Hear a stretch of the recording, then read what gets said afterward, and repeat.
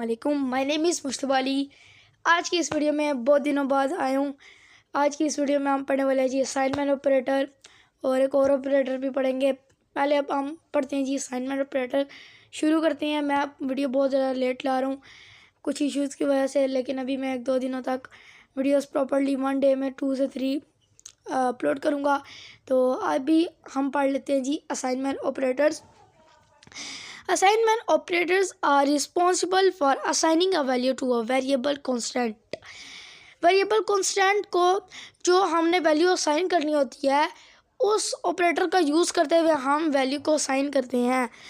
दोबारा सुनिए, ये किसी भी वैल्यू या होल नंबर को हमने कोई वैल्यू असाइन करनी होती है तो हम उसके लिए असाइनमेंट ऑपरेटर यूज़ करते हैं।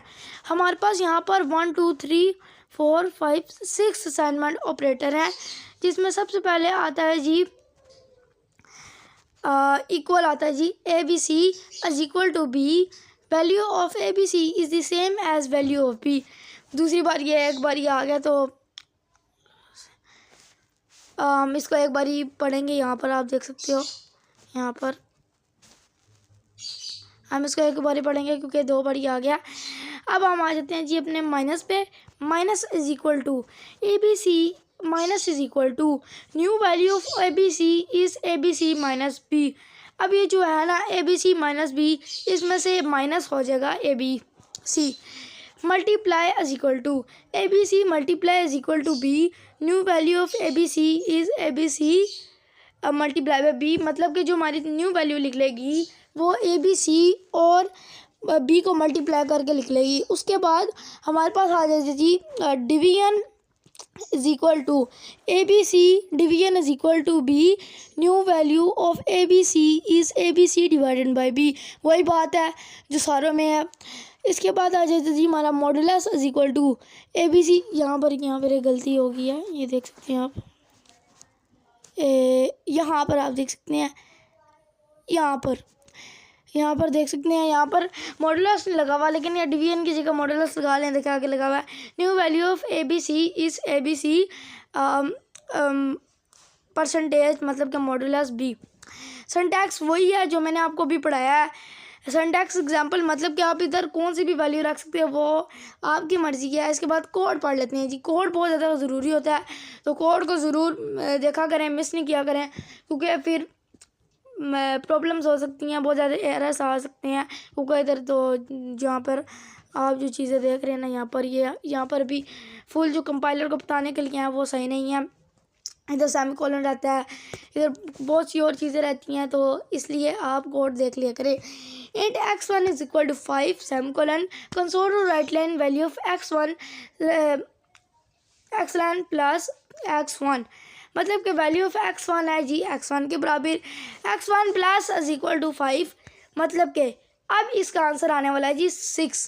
Console write line value of x1 plus x1, मतलब कि इस x1 में plus is equal two plus कर दो 5, तो ये बन जाता है जी 10। आप यहाँ पर देख सकते हैं, यहाँ पर आप देख सकते हैं, ये देखिए जी यहाँ पर।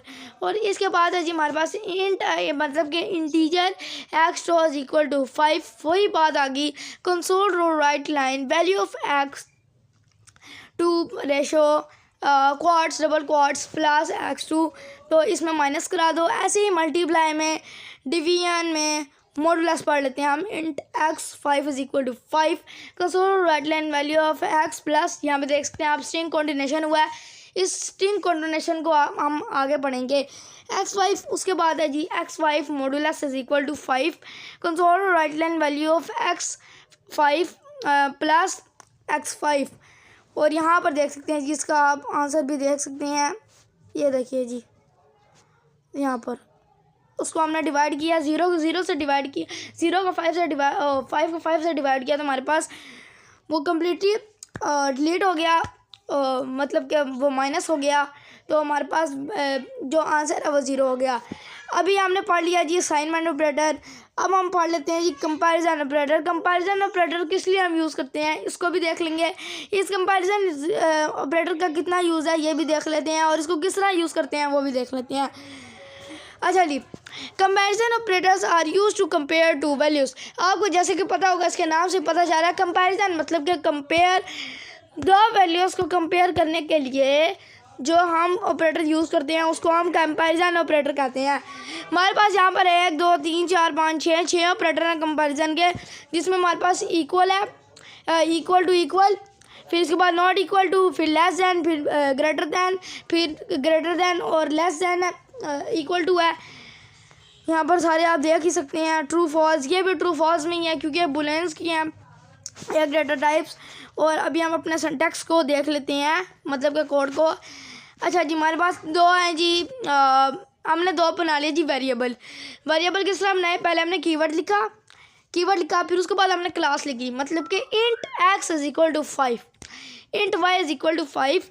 अब हम इसको क्या करेंगे, अब हम इसको जब कंपाइलर को कहेंगे कंसोल और राइट लाइन में, कंपाइलर को हम कहेंगे x is equal to y, x है इक्वल y के, और x, और इसके बाद हम इधर यहाँ पर आप देख सकते हैं कंडीशन लिख देंगे, क्योंकि वो तो हमारा हो गया जी, वो तो हम ऐसे टेक्स्ट लिखना चाह रहे हैं, वो तो हमारा टेक्स्ट हो गया।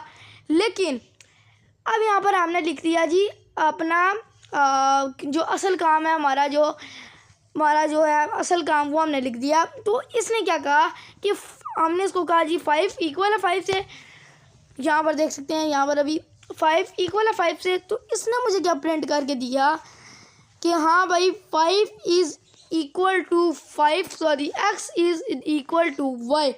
फिर हमने क्या किया, फिर हमने इसको क्या किया, हमने किया कंसोल और write line x is not equal to y।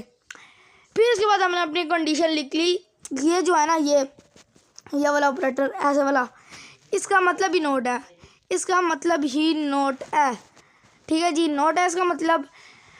तो इसके बाद मैंने इसको कहा जी x is not equal to y, तो उसने कहा 5 फॉल्स है, क्योंकि 5 इज़ इक्वल टू 5, क्योंकि 5 तो इक्वल है ना 5 के, ये माइनस या प्लस में तो माइनस में तो नहीं है ना। इसके बाद मैंने इसको क्या कहा, console row write line x is more than y, फिर मैंने कंडीशन लिख दी। फिर इसने मुझे कहा फॉल्स, कि आपकी बात गलत है क्योंकि 5 से बड़ा नहीं है। फिर मैंने उसको कहा जी x is less than y, वो फिर कहता है कि आपकी बात गलत है क्योंकि 5 के इक्वल है। फिर मैंने उसको कहा कि वो इक्वल है, ठीक है जी, वो इक्वल है, वो बड़ा है और इक्वल है। उसने क्या किया, मुझे वो कहता है जी आपकी बात बिल्कुल सही है क्योंकि ये बड़ा तो है लेकिन ये इक्वल भी है, क्योंकि ये मैंने इसको दो कंडीशंस लिख ली कि मैंने इसको कहा मोर देन और इक्वल टू, मैंने इसको क्या कहा, मोर देन। इसके बाद आप देख सकते हैं मैंने इसको कहा जी ये लेस देन और इक्वल टू है, वो मुझे कहता है जी फिर आपकी बात सही है क्योंकि ये लेस देन तो है लेकिन ये इक्वल भी है। और अगर आपकी इस असाइनमेंट ऑपरेटर में अगर दो ऑपरेटर, यानी कि यहाँ पर आप देख सकते हैं ग्रेटर देन और इक्वल टू, लेस देन और इक्वल टू, अगर ये दोनों सेम है तो इनमें से कोई एक कंडीशन भी सही होगी तो ये सही हो जाएगा, ठीक है, हो गया। और अभी मैंने आपको सारा एक्सप्लेन भी कर दिया है। तो अगली हम क्लास में पढ़ने वाले हैं जी लॉजिकल ऑपरेटर्स। लॉजिकल ऑपरेटर बहुत आसान है क्योंकि ये 3 ही है और इसमें बहुत मज़े की चीज़ें हैं जो मैंने आपको आज की क्लास में पढ़ाई हैं। मिलते हैं अगली क्लास में जिसमें हम लॉजिकल ऑपरेटर पढ़ेंगे। अगली क्लास में मिलते हैं, मैं आपको मिलता हूँ जी अगली क्लास में। Bye bye.